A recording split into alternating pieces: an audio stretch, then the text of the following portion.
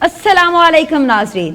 पाकिस्तान के मौजूदा दो बड़े ट्रेंडिंग टॉपिक्स कि जिनकी वजह से आज हर घर का नौजवान मोबाइल फोन में इस कदर मसरूफ हो चुका है कि घर के इंसान भी उसे यूं दिखाई दे रहे हैं जैसे अंधे को रोशनी।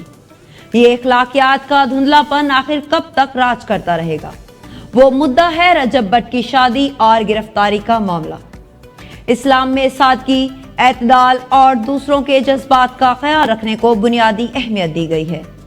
शादी ब्याह जैसे मौके पर नमूदो नुमाइश, फजूल खर्ची और पैसों की गैर ज़रूरी नुमाइश न सिर्फ इस्लामी तालीमात के खिलाफ है बल्कि ये माशरती बिगाड़ और तबकाती फ़र्क को नुमायां करती है।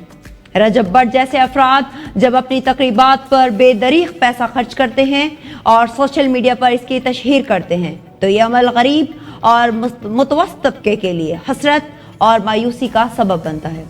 इसके साथ साथ अपनी तकरीबात में खवातीन, बहन, माँ या बीवी को नुमाइश का हिस्सा बनाकर शोहरत और पैसे कमाना न सिर्फ गैर इखलाकी है बल्कि गैरत और इस्लामी इक़दार के भी खिलाफ है। ये बात भी गौर तलब है कि अगर रजब भट्ट ये पैसा अच्छे कामों में इस्तेमाल करता है तो क्या इसका मकसद सिर्फ दिखावा तो नहीं? क्योंकि जब किसी का दिल दुखे या वह हसद में मुब्तला हो जाए तो ऐसे अमल का सवाब कैसे हो सकता है? कुरान और हदीस में वाज़ेह तौर पर रयाकारी, दिखावा की मज़म्मत की गई है और कहा गया है कि ऐसे अमाल अल्लाह की बारगाह में कबूल नहीं होते। रजब भट्ट जैसे लोग अपने गैर ज़रूरी और तकब्बुराना अंदाज से मुआशरे में बिगाड़ पैदा करते हैं। इन्हें समझना चाहिए कि हकीकी सुकून लोगों के दिल दुखाकर या दौलत की नुमाइश करके नहीं मिलता बल्कि इस्लाम में माल और दौलत को सही तरीके से खर्च करना और सादगी के इख्तियार करना असल कामयाबी है।